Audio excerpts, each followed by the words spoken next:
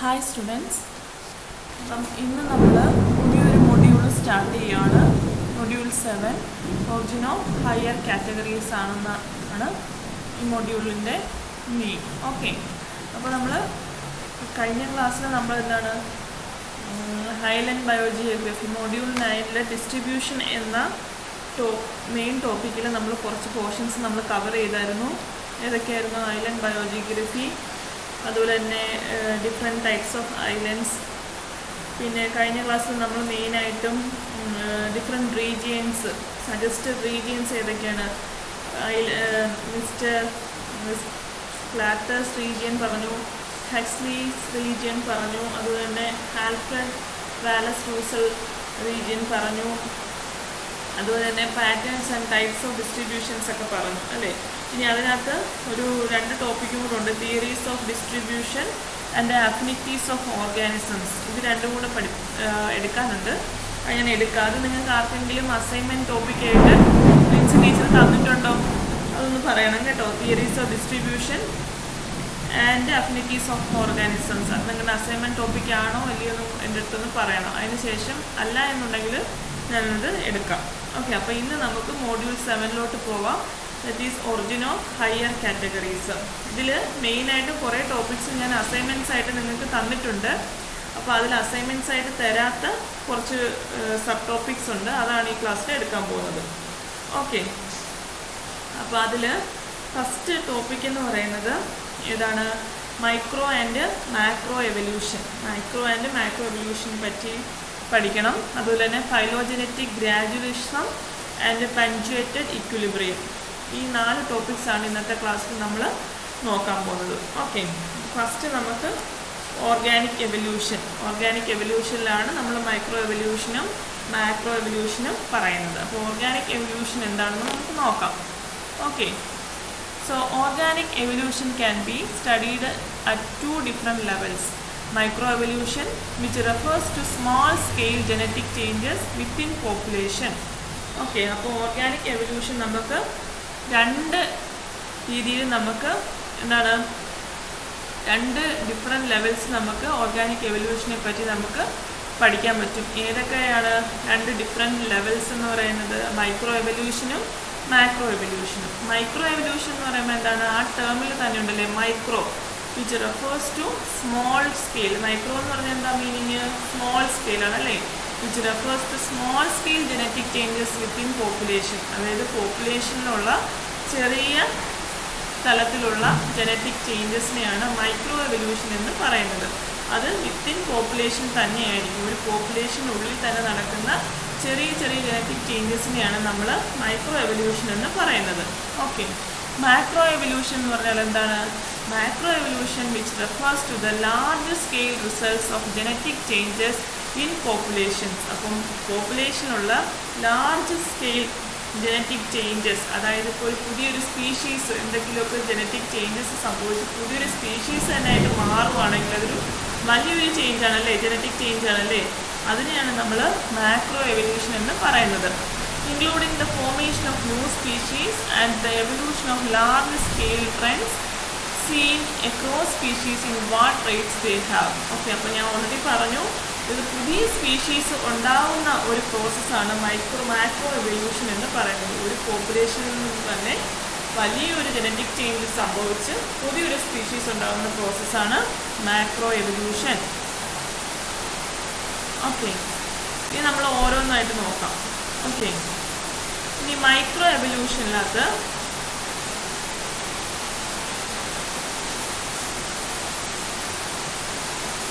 Micro evolution occurs through several mechanisms. Micro evolution ഒരുപാട് mechanisms വഴി നടക്കുന്നുണ്ട്.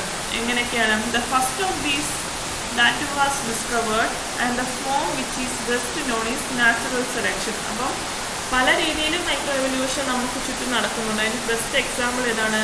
നാച്ചുറൽ സെലക്ഷൻ ആണ്. Okay, it was discovered independently by Charles Darwin and Alfred Russel Wallace. അപ്പോൾ ഈ natural selection എന്ന് പറയുന്ന കൺസെപ്റ്റിൻ്റെ discovery ആരാണ് ചെയ്തത്? 2 എന്താണ് ഇൻഡിപെൻഡൻ്റ് ആയിട്ട് വർക്ക് ചെയ്തവരാണ്. ഇത് ഒരിക്കലും ഒരുമിച്ച് വർക്ക് ചെയ്ത സയൻറ്റിസ്റ്റുമാരല്ല. 2 പേര് ഇൻഡിപെൻഡൻ്റ് ആയിട്ടാണ് ഇത് കണ്ടക്ട് ചെയ്ത്. നമുക്കറിയാം ചാൾസ് ഡാർവിനും അതുപോലെ തന്നെ അദ്ദേഹത്തിൻ്റെ പോലുള്ള കോ ഡിസ്കവറാണ് ഓഫ് എവല്യൂഷൻ തിയറി എന്ന് പറയുന്ന ആരാണ്? ആൽഫ്രഡ് റൂസൽ വാലസ് ആണ്. Okay, natural selection is evolution that occurs because individuals with some traits survive and reproduce better than do individuals with the other traits. Natural selection എന്ന് പറഞ്ഞാൽ എന്താണ്? Evolution that of course എവല്യൂഷനാണ്. Natural selection എന്ന് പറഞ്ഞാൽ എവല്യൂഷനാണ്. അത് എപ്പോഴാണ് നടക്കുന്നത്? ഒരു ഓർഗാനിസത്തിനേക്കാളും ഒരു ഇൻഡിവിജ്വലിനേക്കാളും സർവൈവ് ചെയ്യാനുള്ള ട്രെയ്റ്റ്സ്, സർവൈവലിന് വേണ്ടിയിട്ടുള്ള ട്രെയ്റ്റ്സ്, അതുപോലെ തന്നെ ബെറ്ററായിട്ട് റീപ്രൊഡ്യൂസ് ചെയ്യാൻ പറ്റുന്ന ഇൻഡിവിജ്വൽസും ഒക്കെ ആണെങ്കിൽ അവർ മറ്റ് ഇൻഡിവിജ്വൽസിനേക്കാളും ബെറ്ററായിട്ട് സർവൈവ് ചെയ്യും എന്ന് പറയുന്ന തിയറിയാണ് natural selection. Okay, as a result those traits that result in higher survival and reproduction are passed from generation to generation. അപ്പോൾ ഒരു ഇൻഡിവിജ്വലിൻ്റെ ഫിറ്റ്നസ് എന്ന് പറയുന്നത് എന്താണ്? സർവൈവ് ചെയ്യാനും റീപ്രൊഡ്യൂസ് ചെയ്യാനുള്ള കപ്പാസിറ്റിയാണ് അതിൻ്റെ ഫിറ്റ്നസ് എന്ന് പറയുന്നത്. അപ്പോൾ ഈ രണ്ട് ട്രെയ്റ്റും ഏതൊക്കെ ട്രെയ്റ്റ്സ് ആണ് സർവൈവലിന് ഹെൽപ്പ് ചെയ്യുന്നത്, ഏതൊക്കെ ട്രെയ്റ്റ്സ് ആണ് അതിൻ്റെ റീപ്രൊഡ്യൂഷന് ഹെൽപ്പ് ചെയ്യുന്നത്, ഈ രണ്ട് ട്രെയ്റ്റ്സ് എന്താണ് പാസ് ചെയ്യുന്നത്, നെക്സ്റ്റ് ജനറേഷനിലേക്ക് പാസ് ചെയ്യുകയാണ് ചെയ്യുന്നത്. ഓക്കെ, അപ്പം ബെറ്ററായിട്ടുള്ള സർവൈവലിനും റീപ്രൊഡക്ഷനും വേണ്ടിയിട്ടുള്ള ട്രെയ്റ്റ്സ് ഒരു ജനറേഷനിൽ നിന്ന് നെക്സ്റ്റ് ജനറേഷനിലേക്ക് പാസ് ചെയ്യുന്നു. അപ്പോൾ എന്താണ് സംഭവിക്കുന്നത്? To reproduction at a higher rate than are other traits. These traits become increasingly more and more. Okay, അപ്പോൾ എന്താണ് ആ ട്രെയ്റ്റ്സ്, അതായത് ഇൻഡിവിജ്വലിന് ബെനിഫിറ്റ്സ് ഉണ്ടാകുന്ന ട്രെയ്റ്റ്സ് കൂടുതലായിട്ട് എന്ത് ചെയ്യും? നെക്സ്റ്റ് ജനറേഷനിലേക്ക് പാസ് ചെയ്യും. അത് ആ ഇൻഡിവിജ്വലിൻ്റെ ബെറ്റർ സർവൈവലിന് ഹെൽപ്പ് ചെയ്യും. ഓക്കെ, അതാണ് മൈക്രോ എവല്യൂഷൻ പറയുന്നത്. അപ്പം there are 4 properties of population that together result in natural selection. അപ്പോൾ മെയിനായിട്ട് 4 പ്രോപ്പർട്ടീസ് ആണ് എന്താണ് നാച്ചുറൽ സെലക്ഷന് കാരണമാകുന്നത്. എന്തൊക്കെയാണ് പോപ്പുലേഷൻ എന്നുള്ള 4 properties which results in natural selection?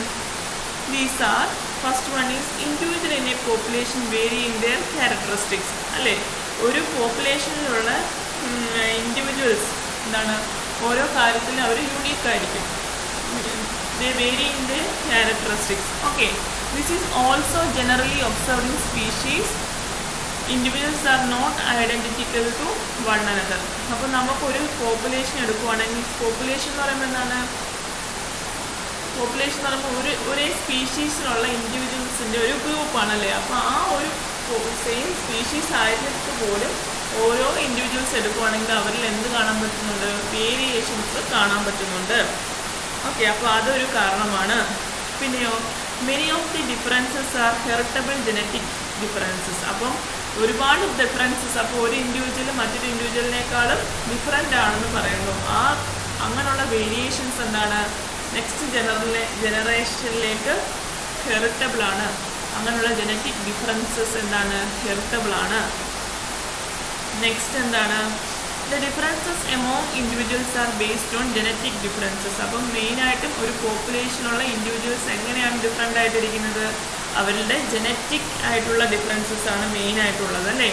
അപ്പോൾ we know the genetic bases for many traits in natural population and often have observed that the differences among individuals are present because of genetic differences. അപ്പോൾ നമുക്കറിയാം എന്താണ് ഇപ്പോൾ കാണുന്ന, അതായത് ഇപ്പോൾ ഒരു അമ്മയും ഒരു മോനെയും എടുക്കുക, അമ്മയുടെ മകനെയും എടുക്കുകയാണ്. അവർ തമ്മിൽ എന്താണ്, അമ്മയുടെ മകനാണ് എങ്കിൽ പോലും അവർ തമ്മിൽ എന്താണ്, ദേ ആർ യൂണീക്കാണ് അല്ലേ. അമ്മയും ഡിഫറെൻ്റ് ആണ്, മകനും ഡിഫറെൻ്റ് ആണ്. മെയിൻ കാരണം എന്താണ്? അവർ തമ്മിലുള്ള ജനറ്റിക് ഡിഫറൻസ് ആണ് അല്ലേ. അപ്പം DNA റീകോമ്പിനേഷൻ്റെ സമയത്ത്, DNA റെപ്ലിക്കേഷൻ്റെ സമയത്ത് എന്താ സംഭവിക്കുന്നത്? സെമി കൺസർവേറ്റീവ് റെപ്ലിക്കേഷൻ ആണല്ലേ DNA-ക്ക്. ഒരു സ്ട്രാൻഡ് ടെംപ്ലേറ്റ് ആണ്, ന്യൂ സ്ട്രാൻഡ് ടെംപ്ലേറ്റിൽ നിന്ന് ഫോം ചെയ്യുകയാണ് ചെയ്യുന്നത്. അതാണ് എന്ത് കാരണം? റീകോമ്പിനേഷൻ അല്ലെങ്കിൽ ജനറ്റിക് വേരിയേഷന് കാരണം അതാണ്. ഓക്കെ, അപ്പം എന്താണ് അങ്ങനെ ഒരേ സെയിം പോപ്പുലേഷൻ ആണെങ്കിലും അതിൽ ഓരോ ഇൻഡിവിജ്വൽസും വേരി ചെയ്യാനുള്ള കാര്യം എന്താണ്? മെയിനായിട്ടും അവർ തമ്മിൽ ജനറ്റിക് ഡിഫറൻസസ് ഉണ്ട്, അതാണ് കാരണം. Individuals with some characteristics survive and reproduce better. അതിന് കാരണം എന്താണ്? Have higher fitness. അപ്പോൾ ഒരാളെ അപേക്ഷിച്ച് നോക്കുവാണെങ്കിൽ മറ്റൊരാൾക്ക് എന്താണ് ബെറ്റർ സർവൈവ് ചെയ്യാനും റീപ്രൊഡ്യൂസ് ചെയ്യാനുള്ള കഴിവാണ്. അതുകൊണ്ട് അവരെന്ത് ചെയ്യും, അവർ ബെറ്ററായിട്ട് സർവൈവ് ചെയ്യും. അപ്പോൾ അവർക്ക് ഹൈ ഫിറ്റ്നസ് കാണും. Okay, and fitness than do individuals with other characteristics. This has now been observed in hundreds of population. അപ്പോൾ ഈ ഒരു വേരിയേഷൻ, അതായത് ഒരു ഇൻഡിവിജ്വലിനെ നോക്കി വെച്ചിട്ട് മറ്റൊരു ഇൻഡിവിജ്വലിനെ ഇപ്പം ഹൈ റീപ്രൊഡ്യൂസ് ചെയ്യാനും സർവൈവ് ചെയ്യാനുമുള്ള കപ്പാസിറ്റി ഉണ്ടെങ്കിൽ അവർക്ക് ഹൈ ഫിറ്റ്നസ് ഉണ്ടെന്ന് പറയാം. അതുകൊണ്ട് അവരെന്ത് ചെയ്യുമെന്ന് പല പോപ്പുലേഷനും ഒബ്സർവ് ചെയ്തിട്ടുണ്ട്. എന്താണ്, അവർ ബെറ്റർ സർവൈവ് ചെയ്യുമെന്ന് പല പോപ്പുലേഷനിലും കണ്ടിട്ടുണ്ട്. അപ്പോൾ മൈക്രോ എവല്യൂഷൻ എന്ന് പറഞ്ഞാൽ എന്താണ്, വിത്തിൻ എ പോപ്പുലേഷൻ എന്താണ് സ്മോൾ ജനറ്റിക് ചേഞ്ചസ് അല്ലേ, ചെറിയ ജനറ്റിക് ചേഞ്ചസ് കാരണം ഉണ്ടാകുന്ന ഒരു ഇത് അല്ലേ, ഒരു ഡിഫറൻസ്. അപ്പോൾ അതായത് അത് പറയുകയാണെങ്കിൽ പുതിയ സ്പീഷീസ് ഒന്നും ഉണ്ടാകത്തില്ല അല്ലേ, within species small genetic changes ഒക്കെ സംഭവിക്കും. അതാണ് മൈക്രോ എവല്യൂഷൻ എന്ന് പറയുന്നത്. അതിന് എക്സാമ്പിൾ നല്ലൊരു എക്സാമ്പിൾ നമ്മൾ പറയുകയാണെങ്കിൽ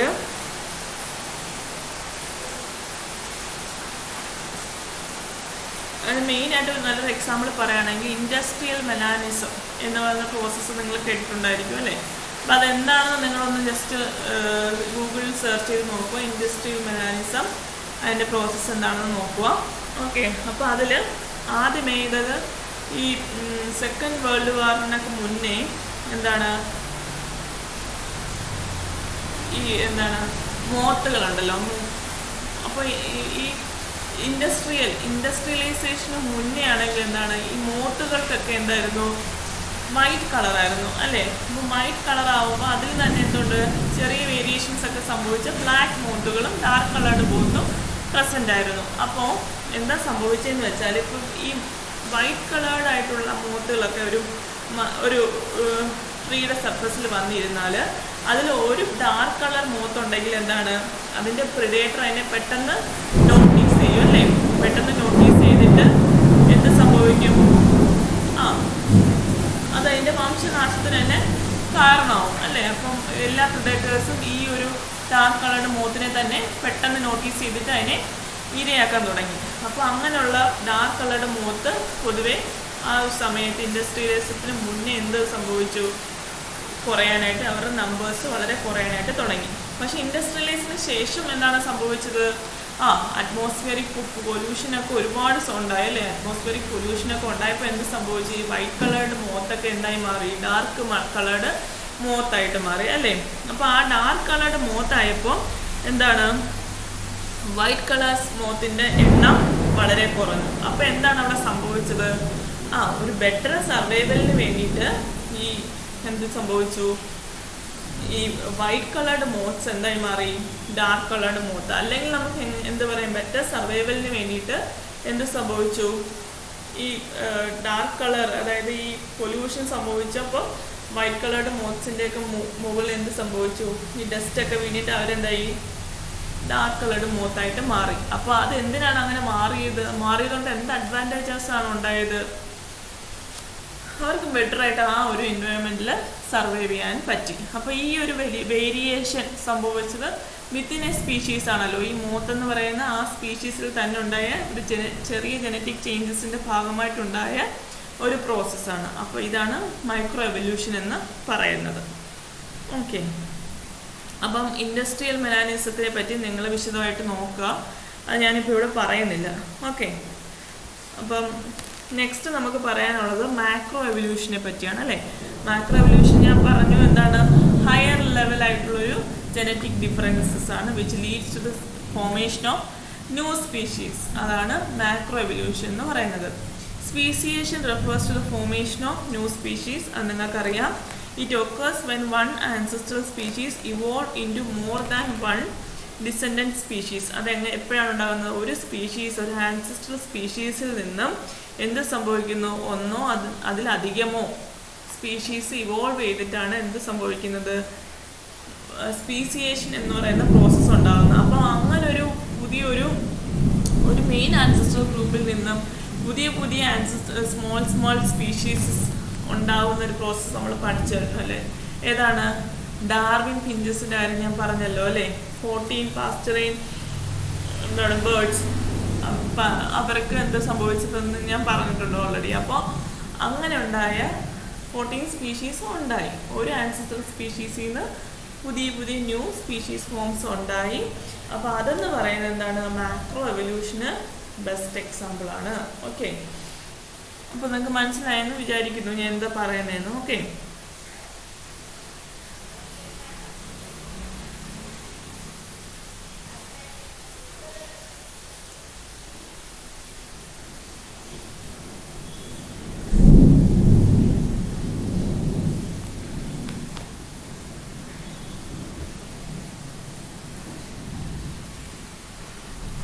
അതുപോലെ തന്നെ മറ്റൊരു കാര്യം പറയുന്നത് note that evolution does not necessarily cause speciation.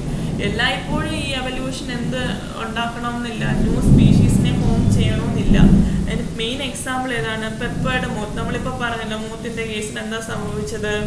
നമ്മുടെ ഗ്രേ കളേർഡ് അല്ലെങ്കിൽ വൈറ്റ് കളേർഡ് മൂത്ത് എന്തായി ചെയ്തു? ബ്ലാക്ക് കളേർഡ് മോത്തായിട്ട് ഇവോൾവ് ചെയ്തു അല്ലേ, ഇവോൾവ് ചെയ്തു. പക്ഷെ അവരെന്താണ്? പുതിയൊരു സ്പീഷീസ് ആയിട്ട് മാറിയില്ല. അവർ വിത്തിൻ സ്പീഷീസിൽ തന്നെയാണ് പുതിയൊരു ഫോമായിട്ട് മാറിയത്. ഓക്കെ, അത് എന്തിന് എക്സാമ്പിളാണ്? മൈക്രോ എവല്യൂഷന് എക്സാമ്പിളാണ്. ഓക്കെ, അപ്പം മൈക്രോ എവല്യൂഷൻ അത്രയാണ് പറയാനുള്ളത്. മാക്രോ എവല്യൂഷൻ അതാണ് പറയുന്നത്. അപ്പം ഈ മാക്രോ എവല്യൂഷൻ എന്ന് പറയുമ്പം അറ്റ് സ്പീഷീസ് ലെവൽ, സ്പീഷീസ് അതായത് പുതിയൊരു സ്പീഷീസ് ആവാം, അല്ലെങ്കിൽ ഒരു ജീനസ്, പുതിയൊരു ജീനസ് ആവാം, അതൊക്കെയാണ്. അതായത് ഹയർ ജനറ്റിക് ഡിഫറൻസസ് ഉണ്ടാവും. ഓക്കെ, പുതിയ സ്പീഷീസ് ഉണ്ടാവും, പുതിയ ജീനസ് ഉണ്ടാവും. അതാണ് എന്തെന്ന് പറയുന്നത് മാക്രോ എവല്യൂഷൻ എന്ന് പറയുന്നത്.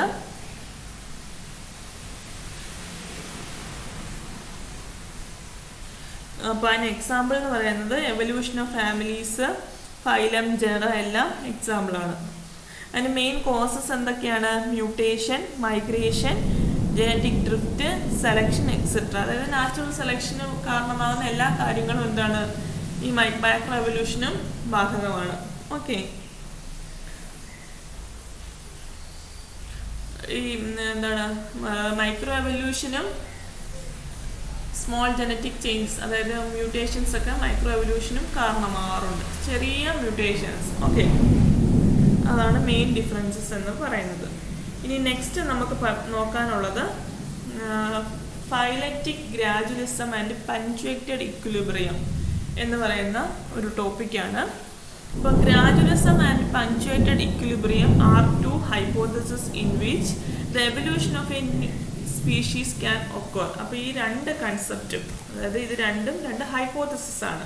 ഫൈലറ്റിക് ഗ്രാജുവലിസവും പഞ്ച്വേറ്റഡ് ഇക്വിലിബ്രിയവും രണ്ട് ഹൈപ്പോത്തസിസ് ആണ്. അതെന്താ മെയിനായിട്ട് പറയുന്നത്? എവല്യൂഷൻ ഓഫ് എ സ്പീഷീസ്, എങ്ങനെയാണ് ഒരു സ്പീഷീസിൻ്റെ എവല്യൂഷൻ സംഭവിക്കുന്നത് എന്ന് പറയുന്ന രണ്ട് ഹൈപ്പോത്തസിസ് ആണ് ഗ്രാജുവലിസവും punctuated equilibrium. Okay, a species can evolve by only one of these or by both. ഒരു സ്പീഷീസിന് എന്താണ് ഇതിൽ ഏതെങ്കിലും ഒന്ന് കാരണമോ അഥവാ രണ്ടും കാരണമോ എന്ത് സംഭവിക്കാം? പുതിയൊരു സ്പീഷീസ് ഇവോൾവ് ചെയ്യാൻ പറ്റും. Okay, scientist think that species with a shorter evolution evolve mostly by punctuated equilibrium. ഇപ്പോൾ സയൻറ്റിസ്റ്റ് ബിലീവ് ചെയ്യുന്ന എന്താണെന്ന് വെച്ചാൽ സ്പീഷീസ് വിത്ത് ഷോർട്ടർ എവല്യൂഷൻ, ഒരു ചെറിയൊരു എവല്യൂഷനാണ് നടന്നിട്ടുണ്ടെങ്കിൽ അവർ മിക്കവാറും പഞ്ച്വേറ്റഡ് എക്വിലിബ്രിയം വഴിയായിരിക്കും ഉണ്ടായത്. And those with a longer evolution, അതായത് എവല്യൂഷന് ഒരു മ്യൂട്ടേഷൻ സംഭവിച്ച് അല്ലെങ്കിൽ എന്തെങ്കിലും ഒരു ജനറ്റിക് ചേഞ്ച് സംഭവിച്ച് ഒരുപാട് വർഷങ്ങൾ കഴിഞ്ഞിട്ടാണ് പുതിയൊരു സ്പീഷീസ് ഉണ്ടായതെന്ന് കാണുകയാണെങ്കിൽ അപ്പോൾ സയൻറ്റിസ്റ്റ് എന്താ വിചാരിക്കുന്നത്? അത് മെയിനായിട്ടും ഗ്രാജുവലിസം വഴിയിട്ടാണ് ഉണ്ടായത്. അപ്പം നിങ്ങൾക്ക് ആ പേരിൽ നിന്ന് കിട്ടും ഗ്രാജുവലിസം. ഗ്രാജുവലായിട്ട് ഒരുപാട് സമയം എടുത്തിട്ടാണ് പുതിയ സ്പീഷീസ് ഉണ്ടായത്. പഞ്ച്വേറ്റഡ് ഇക്വിലിബ്രിയം എന്ന് പറയുമ്പോൾ പെട്ടെന്ന് എന്തോ ഒരു ചേഞ്ചസ് സംഭവിച്ച് പുതിയൊരു സ്പീഷീസ് ഉണ്ടായി. അതാണ് ബ്രീഫായിട്ട് പറഞ്ഞാൽ ഇതിൻ്റെ ഐഡിയ. ഓക്കെ, അപ്പം ഫൈലറ്റിക് ഗ്രാജുവലിസം എന്താണെന്ന് നമുക്ക് ഒന്നുകൂടെ നോക്കാം. Gradualism is selection and variation that happens more ഗ്രാജുവലായിട്ട് നടക്കുന്ന ഒരു വേരിയേഷനാണ്. Over a short period of time it is hard to notice. അപ്പം ഒരു ഷോർട്ട് പീരീഡിൽ നമുക്കത് നോട്ടീസ് ചെയ്യാൻ വളരെ പാടായിരിക്കും. Okay, small variation that fit an organism slightly better to its environment are selected for. അതായത് ഒരു ഓർഗാനിസത്തിന് ബെറ്ററായിട്ട് സർവൈവ് ചെയ്യാൻ ആവശ്യമുള്ള ചെറിയ ചെറിയ വേരിയേഷൻസൊക്കെ അത് സെലക്ട് ചെയ്യും. A few more individuals with more of the helpful trait survive and a few more with less of the helpful trait die. അപ്പം അതിൽ തന്നെ വേരിയേഷൻ സംഭവിക്കും അല്ലേ. അതായത് ബെറ്ററായിട്ട് സർവൈവ് ചെയ്യാനുള്ള ചെറിയ ചെറിയ വേരിയേഷൻസ് അത് സെലക്ട് ചെയ്തിട്ട് എന്താണ്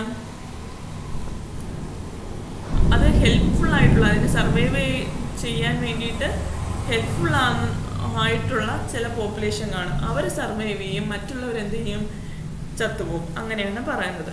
very gradually over A long time the population changes. അപ്പം വളരെ പതുക്കെ പതുക്കെ ചെറിയ ചെറിയ ജെനറ്റിക് സ്മോൾ വേരിയേഷൻസ്, അതായത് ഓർഗാനിസത്തിന് വേണ്ട ഫിറ്റ്നസ്സിന് ബാധകമാണ് ചെറിയ ചെറിയ വേരിയേഷൻസിനെ സെലക്ട് ചെയ്ത് വളരെ ഗ്രാജുവലായിട്ടാണ് ഓവർ എ ലോങ് ടൈമാണ് പോപ്പുലേഷൻ ചേഞ്ച് ചെയ്യുന്നത്. Okay, change is slow, constant and consistent. ആ ചേഞ്ച് എന്ന് പറയുന്നത് എന്താണ്, വളരെ സ്ലോ ആണ്, കോൺസ്റ്റൻ്റ് ആണ്. ഓക്കെ, അതുപോലെ എന്താണ്, കൺസിസ്റ്റൻ്റ് ആണ്, ഒരേപോലെയാണ് അതിൻ്റെ ചേഞ്ച് നമുക്ക് കാണാൻ പറ്റുന്നത്. അപ്പോൾ അതിന് ഒരു പിക്ടോറിയൽ റെപ്രസെൻറ്റേഷൻ ഇതാണ്. നമുക്ക് ഫൈലറ്റിക് ജനറേഷൻ ഉണ്ട്, ഇതാണ് ഒരു ആൻസിസ്ട്രൽ സ്പീഷീസ്, ഇതായിരുന്നു ഉണ്ടായിരുന്നത്. അത് വളരെ പതുക്കെ സ്റ്റെപ്പ് ബൈ സ്റ്റെപ്പ് ഒരു സ്മോൾ ജനറ്റിക് വേരിയേഷൻ ഉണ്ടായി, ഈ ഒരു ലൈറ്റ് ഓറഞ്ചായി അല്ല ലൈറ്റ് ഓറഞ്ചായി, പിന്നീട് ഒരു ചെറിയ വേരിയേഷൻ സംഭവിച്ചു, കുറച്ചുകൂടെ ഡാർക്ക് ഓറഞ്ചായി, പിന്നെയും സ്മോൾ വേരിയേഷൻ സംഭവിച്ചൊരു ഡാർക്ക് റെഡ് കളറായി, അങ്ങനെ ഒരു സ്പീഷീസായി അല്ലേ.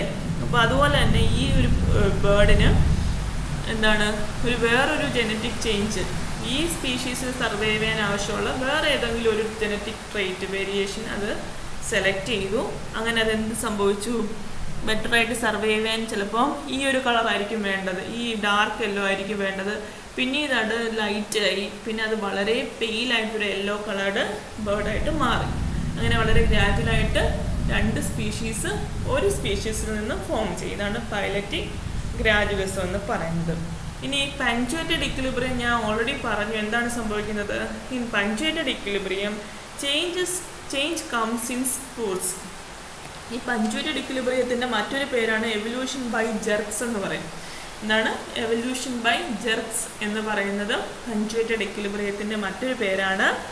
എന്താണ്? For a stretch of time in evolution no change in the environment or organism. അപ്പോൾ കുറേ നാളത്തേക്ക് വലിയ ചേഞ്ചസ് ഒന്നും കാണത്തില്ല പോപ്പുലേഷനിൽ. There is a period of very little change and then one or a few huge change over open through mutations in the genes of a few individuals. അപ്പോൾ എന്താ സംഭവിക്കുന്നത്? കുറേ നാൾ അങ്ങനെ വലിയ വേരിയേഷൻസ് ഒന്നും പോപ്പുലേഷനിൽ കാണത്തില്ല. പക്ഷേ എന്ത് ചെയ്യും, പെട്ടെന്നൊരു സഡൻ ഒരു മ്യൂട്ടേഷനോ പെട്ടെന്നൊരു സഡൻ ജനറ്റിക് ചേഞ്ച് സംഭവിച്ചിട്ട് അതൊരു പുതിയൊരു സ്പീഷീസായിട്ട് മാറുകയാണ് ചെയ്യുന്നത്. അപ്പോൾ ഇവിടെ നോക്കുവാണെങ്കിൽ ഇതാണൊരു ആൻസെസ്ട്രൽ സ്പീഷീസ്. ഇതിന് പെട്ടെന്ന് എന്തോ ഒരു ജനറ്റിക് ചേഞ്ച് സംഭവിച്ച് ഇതായിരിക്കും ആ പെട്ടെന്നുണ്ടായ ഒരു ജനറ്റിക് ചേഞ്ച് ഉണ്ടായി പുതിയൊരു സ്പീഷീസായി. അതുപോലെ തന്നെ ഇവിടെ നോക്കിക്കേ, ഒരു ഗ്രാജുവൽസ് ഇവിടെ കാണാൻ പറ്റുന്നില്ല അല്ലേ? പെട്ടെന്ന് എന്തോ സംഭവിച്ച് ഈ ഒരു ബേർഡായി. അങ്ങനെ എന്താണ്, ഈ ഒരു ആൻസെസ്ട്രൽ ബേർഡിൽ നിന്ന് നമുക്ക് 3 ഡിഫറെൻ്റ് ആയിട്ടുള്ള സ്പീഷീസ് ഉണ്ടായി. അപ്പോൾ ഇതാണ് പഞ്ച്വേറ്റഡ് ഇക്വിലിബ്രിയം എന്ന് പറയുന്നത്. അപ്പം നിങ്ങൾക്ക് ആർക്കെങ്കിലും ഇത്രയും എടുത്ത കൺസെപ്റ്റിൽ എന്തെങ്കിലും എന്താണ് ഡിഫിക്കൽട്ടീസ് ഉണ്ടെങ്കിൽ എൻ്റെ അടുത്ത് വാട്സപ്പിൽ നിങ്ങൾക്ക് ചോദിക്കാം. ഓക്കെ, അപ്പോൾ നമുക്ക് നെക്സ്റ്റ് ക്ലാസ്സിൽ പുതിയൊരു ടോപ്പിക്കായിട്ട് കാണാം. ഓക്കെ.